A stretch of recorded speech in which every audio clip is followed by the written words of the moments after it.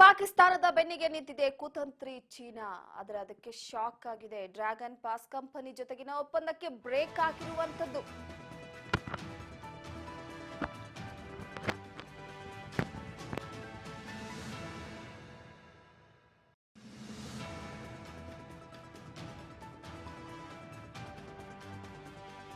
Lounge ಸೇವೆ ಒದಗಿಸ್ತಾ ಇತ್ತು China company. Adani ಒಡೆತನದ ಏರ್ಪೋರ್ಟ್ಗಳಲ್ಲಿ ಚೀನಾದ ಕಂಪನಿ ಸೇವೆಯನ್ನ ಸಲ್ಲಿಸ್ತಾ ಇತ್ತು. ಪಾಕಿಸ್ತಾನಕ್ಕೆ ಸಹಾಯ ಮಾಡೋದಕ್ಕೋಗಿ ತನ್ನ ಕುತ್ತಿಗೆಗೆ ಆಪತ್ತನ್ನ ತಂದುಕೊಂಡಿದೆ ಈಗ ಡ್ರ್ಯಾಗನ್ ರಾಷ್ಟ್ರ ಚೀನಾ.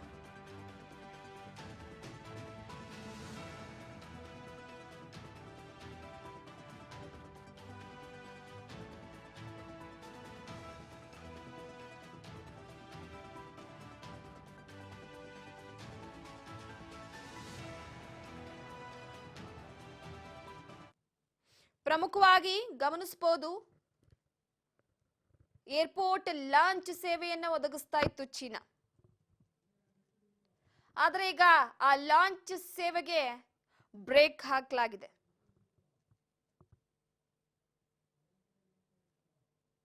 ಹಾಗಾಗಿ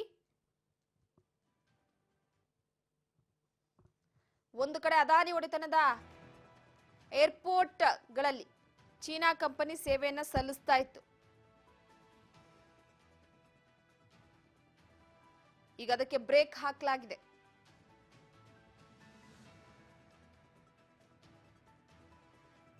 ಹಂತವಾಗಿ ಒಂದು ಕಡೆಯಿಂದ ಭಾರತ ಕಠಿಣ ಕ್ರಮವನ್ನು ತೆಗೆದುಕೊಳ್ತಾ ಇದೆ ಈಗ.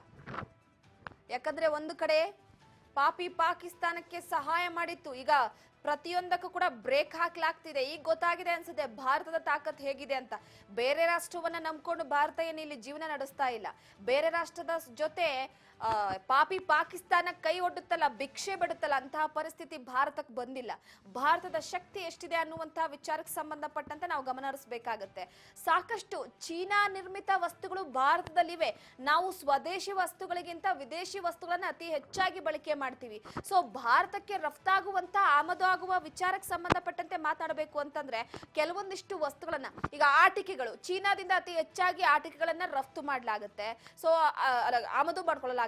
ಸೊ ಅದಾದ ನಂತರವಾಗಿ ಕೆಲವೊಂದಿಷ್ಟು ವಸ್ತುಗಳನ್ನ ಬೇರೆ ಬೇರೆ ದೇಶಕ್ಕೆ ರಫ್ತು ಮಾಡಲಾಗುತ್ತೆ. ಇವೆಲ್ಲದರ ನಡುವಿನ ವಿಚಾರ ಮಾತಾಡಬೇಕು ಅಂತಂದ್ರೆ, ಯಾಕಂದ್ರೆ ಚೀನಾ ಪಾಕಿಸ್ತಾನ ಎರಡು ಹತ್ರದಲ್ಲಿರುವಂತಹ ಹಿನ್ನೆಲೆಯಲ್ಲಿ ಚೀನಾದ ವಹಿವಾಟು ಕೂಡ ಭಾರತದ ಮೇಲೆ ನೇರ ಪರಿಣಾಮ ಬೀರಿರುತ್ತೆ.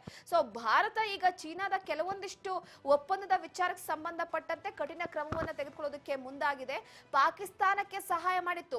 ಈ ಜಮ್ಮು ಕಾಶ್ಮೀರದ ಬಳಿ ಹಳ್ಳಿಯನ್ನ ಗುರಿಯಾಗಿರಿಸಿಕೊಂಡು ದಾಳಿ ಮಾಡಿದಂತಹ ಸಂದರ್ಭದಲ್ಲಿ ಬಂದು ಬಿದ್ದಂತ ಶೆಲ್ ಮೇಡ್ ಇನ್ ಚೀನಾ ಅಂತಿತ್ತು. ಸೊ ಆ ಶೆಲ್ ಮೇಲೆ ಚೀನಾ ಅಂತ ಬರೆದಂತ ಹಿನ್ನೆಲೆಯಲ್ಲಿ ಅಫ್ಕೋರ್ಸ್ ನಮಗೆ ಸಂಪೂರ್ಣವಾಗಿ ಅಲ್ಲೇ ಎಲ್ಲ ರೀತಿಯಾದಂತಹ ಉತ್ತರ ಸಿಕ್ಕಿತ್ತು. ಪಾಕಿಸ್ತಾನಕ್ಕೆ ಸಪೋರ್ಟ್ ಮಾಡ್ತಾ ಇರುವಂತದ್ದು ಈ ಕಡೆ ಚೀನಾ ಶೆಲ್ ವಿಚಾರವಾಗಿ. ಡ್ರೋನ್ ಅನ್ನ ಹೊಡೆದುಳಿಸಿದಂತಹ ಸಂದರ್ಭದಲ್ಲಿ ಅಲ್ಲೂ ಕೂಡ ಟರ್ಕಿ ಅನ್ನುವಂತಹ ಹೆಸರನ್ನ ನಾವು ನೋಡಿರ್ತೀವಿ. ಸೊ ಟರ್ಕಿನೂ ಕೂಡ ಪಾಕಿಸ್ತಾನಕ್ಕೆ ಸಹಾಯ ಮಾಡಿದ ವಿಚಾರಕ್ಕೆ ಸಂಬಂಧಪಟ್ಟಂತೆ ನಮ್ಗೆ ಉತ್ತರ ಅಲ್ಲೇ ಸಿಕ್ತು. ಇಷ್ಟೆಲ್ಲಾ ಮಾಡಿದ್ಮೇಲೆ ನಾವು ಸಹಾಯ ಮಾಡಿದಂತ ಟರ್ಕಿ ನಮಗೆ ತಿರುಗಿ ಬಿದ್ದಿದೆ ನೋಡಿ. ಅದನ್ನೇ ಹೇಳ್ತಾರೆ, ವೇದ ಸುಳ್ಳಾದ್ರೂ ಗಾದೆಗಳು ಸುಳ್ಳಾಗಲ್ಲ ಅಂತ ಹೇಳ್ತಾರಲ್ಲ, ಆ ರೀತಿಯಾಗಿ ಹಿಂದೆ ಪೂರ್ವಜರು ಹೇಳಿದಂತ ಮಾತುಗಳನ್ನ ಕೆಲವೊಮ್ಮೆ ನಾವಿಲ್ಲಿ ನೆನಪು ಮಾಡ್ಕೊಳ್ಬೇಕಾಗತ್ತೆ. ಯಾಕಪ್ಪ ಅಂತಂದ್ರೆ, ಒಂದು ಹುಟ್ಟಿದಾಗ ಅಣ್ಣ ತಮ್ಮಂದಿರು, ಬೆಳಿತಾ ಬೆಳಿತಾ ದಾಯಾದಿಗಳು ಅನ್ನೋ ರೀತಿಯಾಗಿ ಪಕ್ಕದ ರಾಷ್ಟ್ರ ನಡ್ತಾ ಇದೆ. ಪಕ್ಕದ ರಾಷ್ಟ್ರ ತಿನ್ನೋದಕ್ಕೆ ಅನ್ನ ಇಲ್ಲ, ಸಹಾಯ ಮಾಡೋಣ. ನಾವು ಈ ನಮಗೆ ಶತ್ರು ರಾಷ್ಟ್ರ ಪಾಕಿಸ್ತಾನ, ಆದ್ರೂ ಕೂಡ ಪಾಕಿಸ್ತಾನಕ್ಕೆ ಔಷಧೋಪಕರಣಗಳನ್ನ ನಾವು ಒದಗಿಸ್ತಾ ಇದ್ವಿ. ಪಾಕಿಸ್ತಾನಕ್ಕೆ ಕೆಲವೊಂದಿಷ್ಟು ಸಹಾಯವನ್ನ ಮಾಡ್ತಾ ಇದ್ವಿ. ಆದ್ರೆ ಅಲ್ಲಿರುವಂತವ್ರು ಏನ್ ಮಾಡ್ತಿದ್ದಾರೆ, ಭಯೋತ್ಪಾದಕರನ್ನ ಪಾಲನೆ ಪೋಷಣೆ ಮಾಡ್ತಿದ್ದಾರೆ, ಭಯೋತ್ಪಾದಕರಿಗೆ VVIP ಟ್ರೀಟ್ಮೆಂಟ್ ಕೊಡ್ತಿದ್ದಾರೆ, ಭಯೋತ್ಪಾದಕರನ್ನ ಸೈನ್ಯದ ಜೊತೆ ಸೇರಿಸ್ಕೊಂಡಿದ್ದಾರೆ.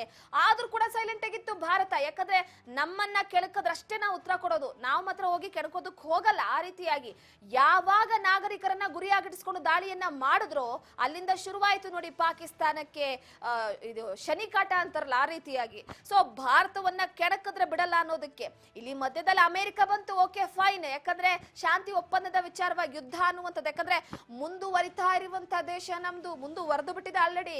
ಆದ್ರೆ ಪಾಕಿಸ್ತಾನ ಇನ್ನೂ ಕೂಡ ಬಡತನದ ಬೇಗ ಬೇಗೆಯಿಂದ ಹೊರಗೆ ಬಂದಿಲ್ಲ. ಅಲ್ಲಿನ ಜನರ ಸ್ಥಿತಿಗತಿಗಳು, ಅಕ್ಕಪಕ್ಕದ ರಾಷ್ಟ್ರದ ಜೊತೆ ಸಾಲವನ್ನ ಪಡೆದುಕೊಂಡು ನಡೆಸ್ತಾ ಇರುವಂತ ದೇಶ ಅದು. ಸೊ ನಾವು ಸುಭದ್ರವಾಗಿದೆ, ಉತ್ತಮವಾದಂತ ರಾಜಕೀಯ ವ್ಯವಸ್ಥೆಯನ್ನ ಹೊಂದಿದ್ದೀವಿ, ಉತ್ತಮವಾದಂತ ಸೈನ್ಯವನ್ನ ಹೊಂದಿದ್ದೀವಿ, ಉತ್ತಮವಾದಂತ ಆರ್ಥಿಕ ಸುಧಾರಣೆಗಳನ್ನ ಒಳಗೊಂಡಿದ್ದೀವಿ, ಉತ್ತಮವಾದಂತ ರಾಜತಾಂತ್ರಿಕ ಒಪ್ಪಂದಗಳನ್ನ ಮಾಡ್ಕೊಂಡಿದ್ದೀವಿ, ಉತ್ತಮವಾದಂತಹ ಕೆಲವೊಂದಿಷ್ಟು ದೇಶದ ಅಭಿವೃದ್ಧಿಯ ಮೂಲಸೌಕರ್ಯದ ವಿಚಾರಕ್ಕೆ ಸಂಬಂಧಪಟ್ಟಂತೆ ಗಮನ ಹರಿಸಿದ್ದೀವಿ.